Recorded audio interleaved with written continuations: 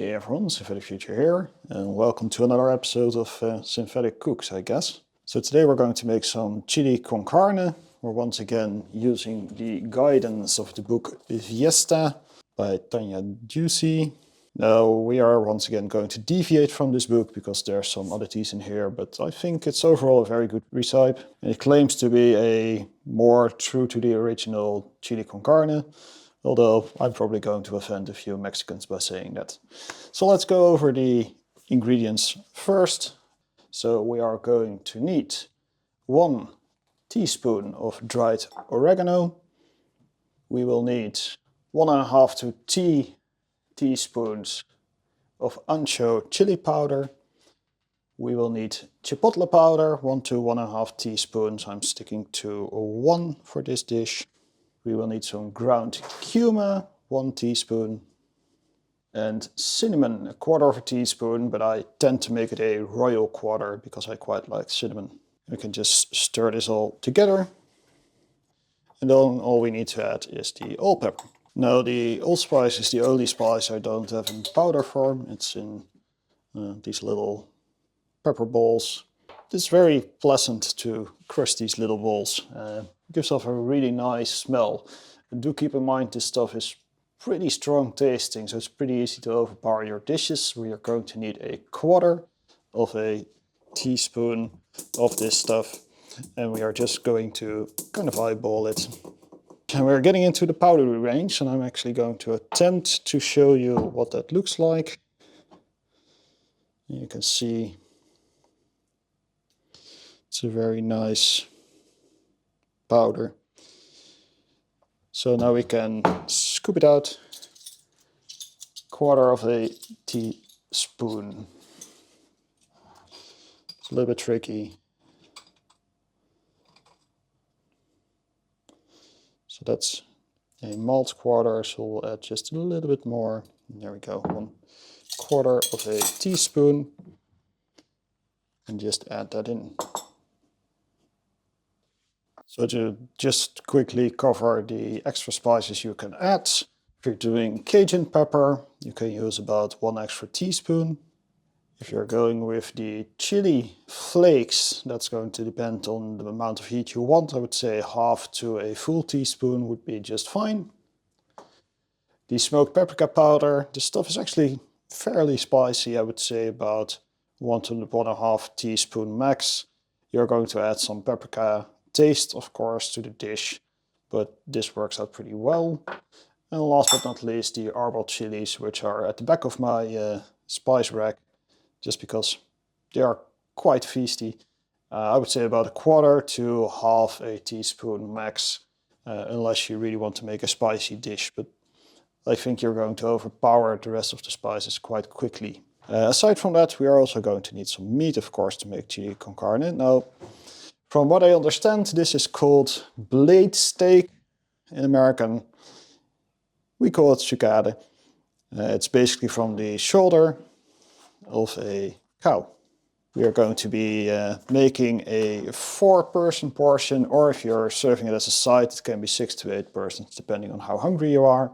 So for this, we are going to use roughly 1.3 kilos of sucade. Now this is a little bit of a process, so make sure you have a little bit of extra time to get this done. But basically what you want to do is you want to grab some kitchen towel and you want to dry the moisture of the meat. So you want to just cut it into strips, and you don't have to remove anything from it. Just make sure you have a fairly sharp knife. This knife isn't great for the purpose, but it is at this point in time the sharpest knife I own. So it is what it is. This is also where I use the baking trays, because it gives you a nice place to store everything before you move on to the next step. You don't have to be super precise about this stuff. Just make sure it's strips about a thumb width. As you can see, with the amount of meat we have to go through, this is going to take a little while. As you can see, dull knives don't cut anything, but the person using it. So I'm just going to work my way through this, and I will see you on the other side. And if all went well, you will end up with something like this. A whole bunch of paper towels and some cut meat. So now we can get to searing the meat and getting this thing going. Alright, so with all that done, we can get into searing the meat. I'm going to be searing in a stainless steel pan. We are going to add quite a bit of room temperature but still relatively cold meat to the pan, meaning it will cool down quite a bit every time we introduce new meat, which might make it a little bit harder to keep it non-stick, well, as far as stainless can be. So we're going to need a little bit more oil than I usually use for this sort of thing. You might have to take just small breaks for the pan to get back up to heat before you proceed with this cooking step. And the entire goal here is to sear the meat, so we're not trying to thoroughly cook it or anything. As for oil, you can really use any oil you like. I'm going to use sunflower oil because I like sunflower oil because it's nice and non-offensive and it just works. If you want to use other types of oil, you can. I'm just going to add a liberal amount of oil. Like I said, we're probably going to need more. Because unlike cooking meat, we're not going to wait for it to unstick and all that stuff. We're just going to get it brown, get it done, and then move on with the process. So that looks pretty good. So let's add some meat. It's a little bit like Korean barbecue.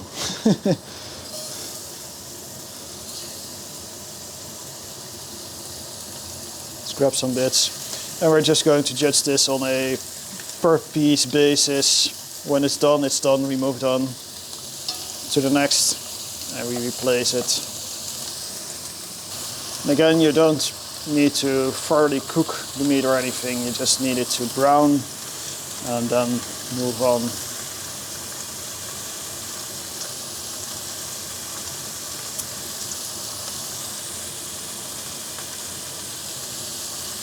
And on the thicker cuts, make sure the side pieces are seared as well. That's easy to forget. Some of these pieces are quite fatty, the white bits, those won't brown. So don't try to get them to brown. Alright, so as we're nearing the end of our searing process, you can see we now have one empty baking tray and we now have one pretty full baking tray. And we're going to turn down the heat to the lowest possible setting. Once again, when doing this, please use warm water, not cold water, because you're going to get quite a violent reaction between cold water and hot oil. Boiled water, and we're just going to add a little bit. As you can see, this already gives quite the reaction. You can just scrape off. It's also a great way to clean your pan. There we go. And all this is just fat and some of the meat. You can just dissolve this down a little bit. Now, one thing to keep in mind is that the more liquid you introduce to your stew, the longer it will take to boil it off. We're aiming for a stew with a sauce-like consistency in the end, so we do want to minimize the amount of water we add. So I'm just going to let this boil in a little bit more until it gets a little bit sticky, and then we're in a good spot. I think that will just about do it. I'm just going to turn down the heat and then we'll move on to the next step. Now with that out of the way, we can chop up some onions. Just chop off the top end first and take off the skin. So for this part we need 2 onions, so I prepare 2 onions and we can just halve them. And then you can cut towards the back end. Now, I tend to slice things really finely, even when, like in this stew, it will probably be fine to just cut it quite coarsely because it will just be stewed anyways. But I like starting out fine, so we're just going to make small dices. Preferably use a little bit of a bigger knife, but I don't have any sharp big knives at hand at this point, so we're just going to stick with this knife. Don't waste any onion. We're just going to do that with 2 onions. You don't have to be too precious about it, but just get it somewhat fine and it should be good.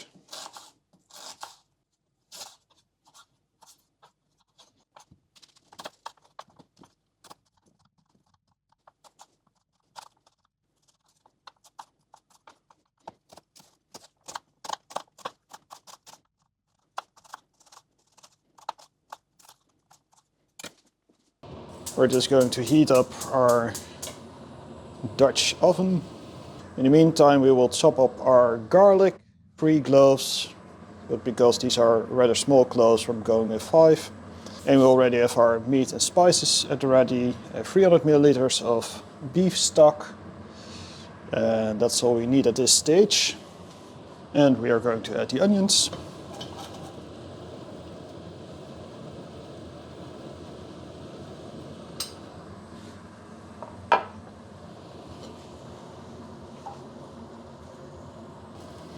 And because this will be on the fire for 3 hours, you don't need to really bake the onions too hard. Just got a bit of yellowing on them, and that's all right. Time to add the garlic.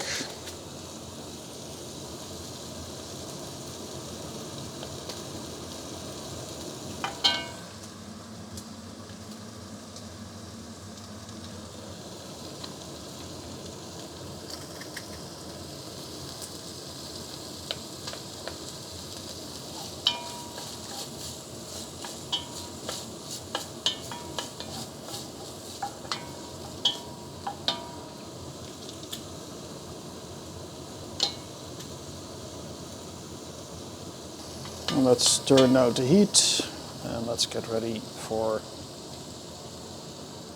the beef stock. Go.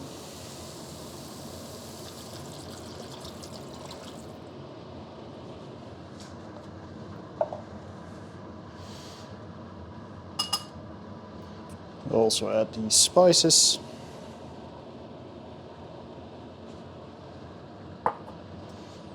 And the small amount of beef stock we've made ourselves by grilling the beef.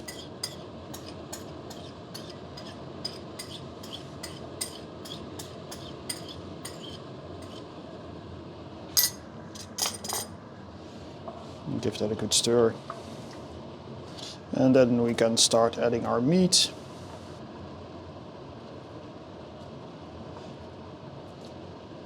And now we need to get everything a little bit more compacted, so just move it around a bit.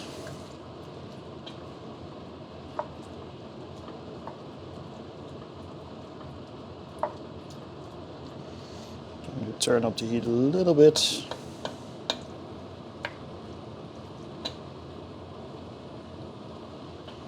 You really want to get as much meat into stock as we can.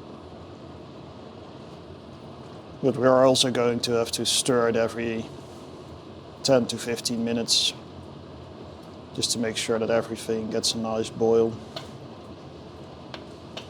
There we go. And now it's just a matter of bringing it to a boil, turning down the burner to the lowest possible setting. You might need a simmer plate for this or a diffuser, depending on how hot your stove is. Mine is a little bit hot for this, but it still works out just fine, so I haven't bothered with it yet. We're going to leave this be for 2 hours, with the lid on.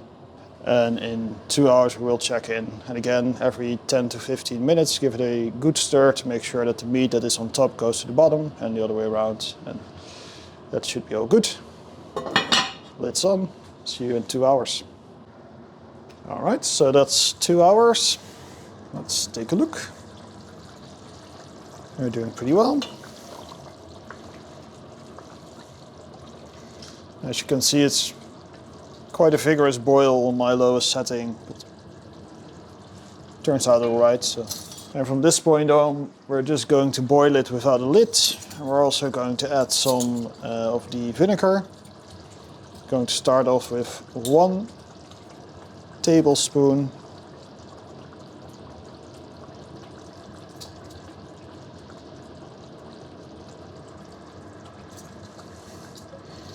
And we're just going to let this boil for about 15 minutes. Give it a good stir. And after 15 minutes we're going to do a quick taste test, and then we can decide if we need a little bit more vinegar or not. And that's also where we can decide to add a little bit of sugar if it's too sour.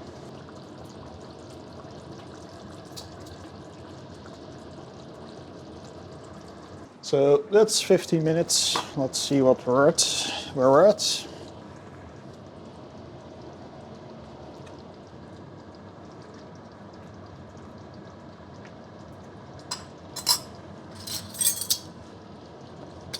Let's do a little more.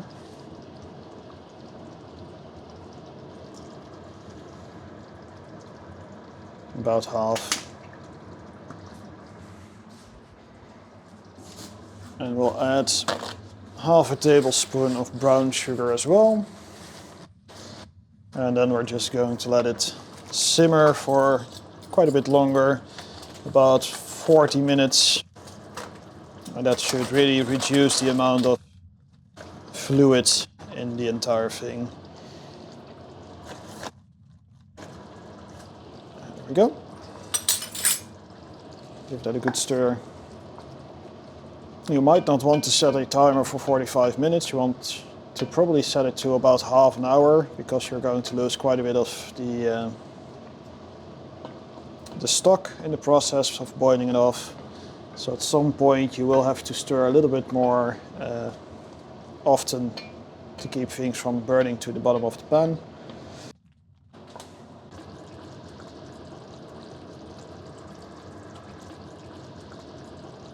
Okay, so 40-ish minutes later, and as you can see, we've lost quite a bit of moisture. And this is actually what we're working towards. We can thicken it a little bit more, but this is already pretty solid.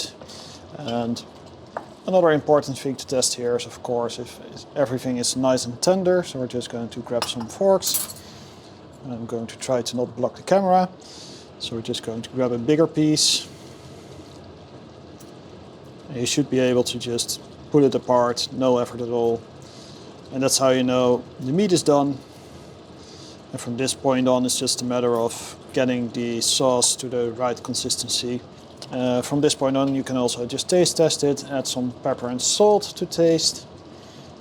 If for any reason your meat isn't especially tender, you can also add a little bit of the white people flavoring called water to make it a little bit more liquefied and boil off a little bit more, so the meat has a little bit more time to tenderize. But you should be pretty much good to go with the meat at this point.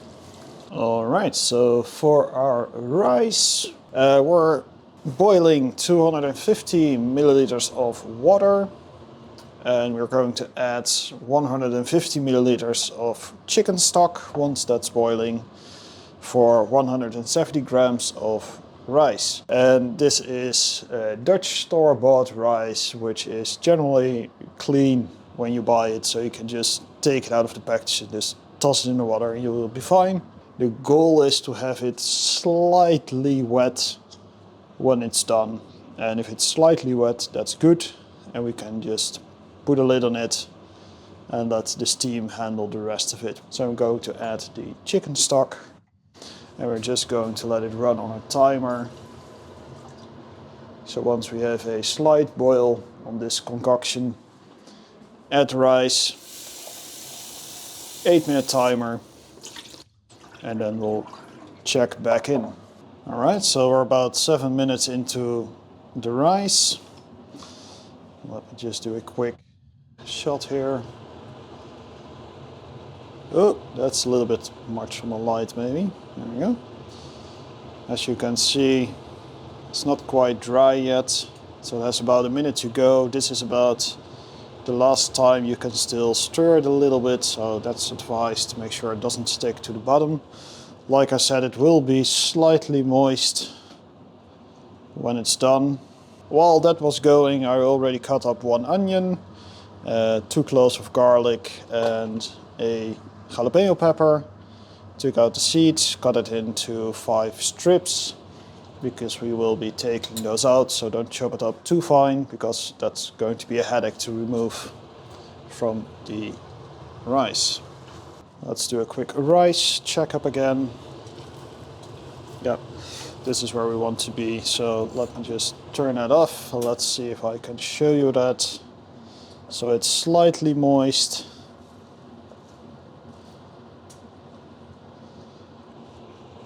And we're just going to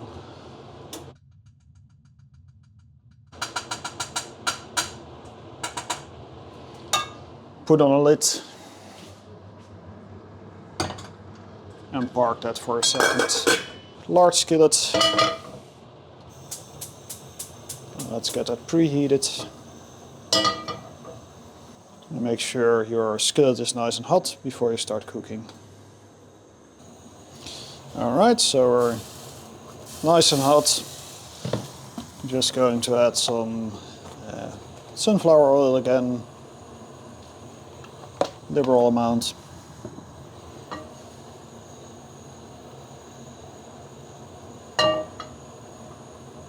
Add our onions.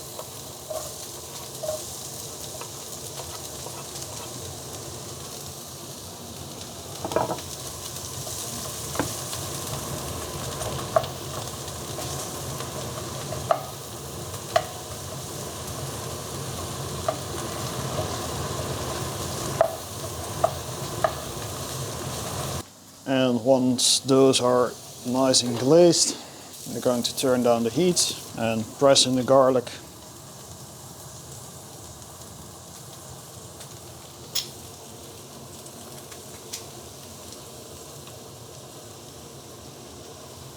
Make sure to mix it up. And also add in the chilies.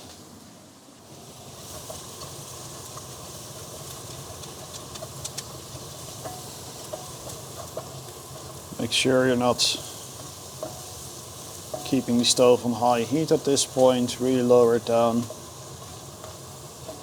so you don't burn the garlic. And we're going to get the rice.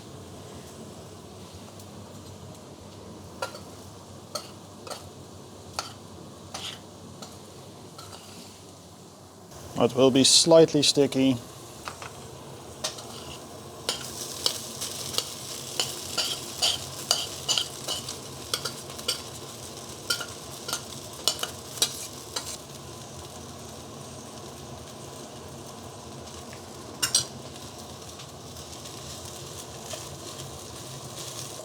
Make sure to mix everything up. Definitely keep this moving because it will stick quite easily. And with that done, we are ready to plate. And there you have it. A kind of Mexican style white rice with chili con carne. Now you can top it off with some spring onions. And of course you can side it with a salad, and you can also garnish it with some avocado if you like that. Very nice, very tasty dish. Enjoy!